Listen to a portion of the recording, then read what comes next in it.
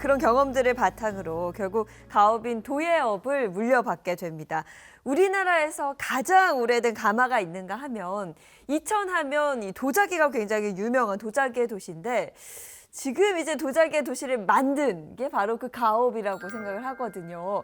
그 당시 좀 이야기도 듣고 싶은데 소개를 좀 먼저 들어보고 싶습니다. 사실 부모님께서는 그 일본에서 다도를 하셨어요. 네. 그 다도를 하시면서 항상 부모님은 그 다도에서 만날 수 있는 게 우리나라의 도자기입니다. 그러니까 다른 데서는 정말 개밥그릇으로 취급되는 이 우리의 도자기가 어떻게 이 일본에서는 이 다도 여기서는 정말 귀한 대접을 받을 수 있나? 거기서 이제 부모님께서 그렇다면은 어떻게든지 국내에 다시 돌아가서 이것을 다시 재현해야 되는 것이 아닌가.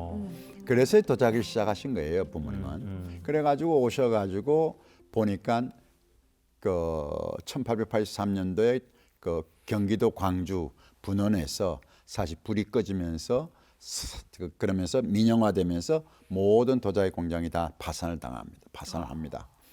그러니까 그걸로 인해 가지고 결국은 부모님께서 어떻게든지 이것을 재현해 나가겠다는 그 일념으로 그게 광주의 경기도 그 광주 분원의 이름을 따 가지고 광주요라고 명명을 하시던 거죠. 그래가 시작된 겁니다, 사실은. 네.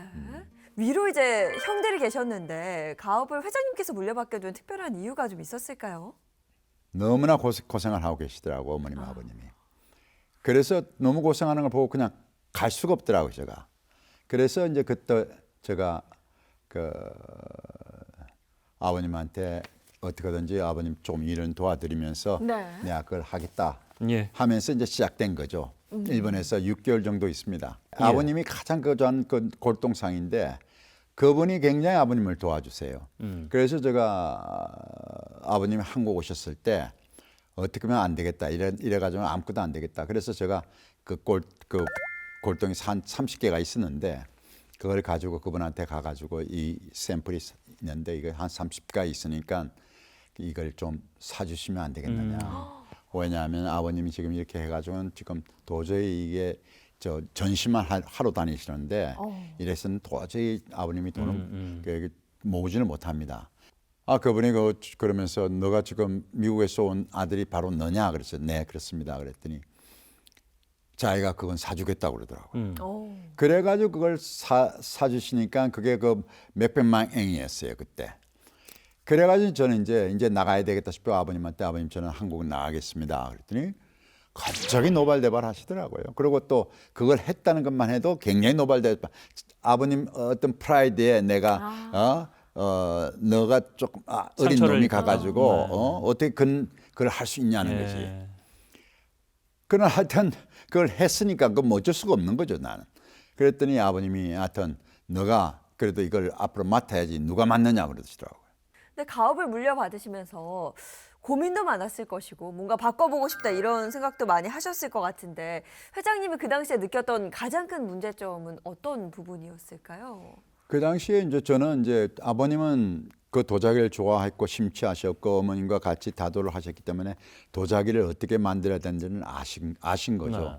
그리고 많은 분들한테 그걸 또 공부를 했고 그렇기 때문에 부모님이 어떤 의미에서는 도공은 아니었었지만 그걸 앉아가지고 보면서 이렇게 만들어라 저렇게 만들어라 하시면서 하나의 작가 이상의 어떤 연출자로서의 그 역할을 하셨는데 제가 볼 때 저는 이제 일본을 가가지고 보니까 부모님이 하시는 걸 내가 할 수가 없는 거예요. 그거는 절대 도자기를 했다. 아무리 내가 도자기를 이어봤는데도 그래서 어머님한테 이거는 내가 기술자가 아니니까 저는 이거를 갖다가 경영자로서 이걸 봐야지. 그러나 그러려면은 제가 이 도자기를 아버님이 하시던 그 일본에 보내는 그 수출 도자기는 제가 만들지를 못합니다. 어머님이 이걸 하려면 제가 지금 가야 될 길은 그 어떻게든지 도자기를 생활 속에 지금 집어넣어야 됩니다. 보급에 관심을 보급을 해야 됩니다. 그랬더니 어머님이 깜짝 놀라면서 너 그거는 저 하나의 한국의 문화를 새롭게 만든다는 건데 우리나라에서는 그걸 골동이다 뭐 이러는데 그걸 갖다가 너가 한다면 너 끝없이 돈 들어간다 이거는. 그러니까 이거는 엄청난 투자인데 그걸 할 수가 없다 너가 그러시더라고요. 오. 그래서 난 생각에 부모님이 물려주셨으니까 나는 어떻게든지 내 후세에 또 이걸 이어가야만 하는 거거든요. 그럼 그걸 하기 위해서 어떻게 해야 되나?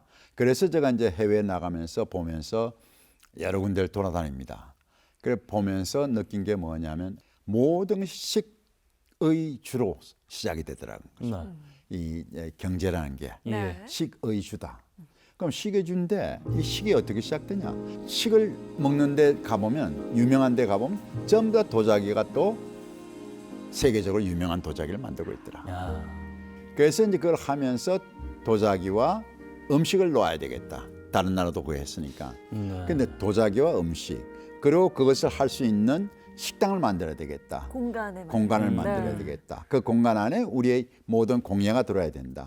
이런 걸 생각하고 나니까 이거는 아무도 안 간 길을 내얹혀서 세 가지를 다 한꺼번에 가려고 그러니까 과연 내가 할 수 있나 하는 겁이 덜컥 났어요. 사실.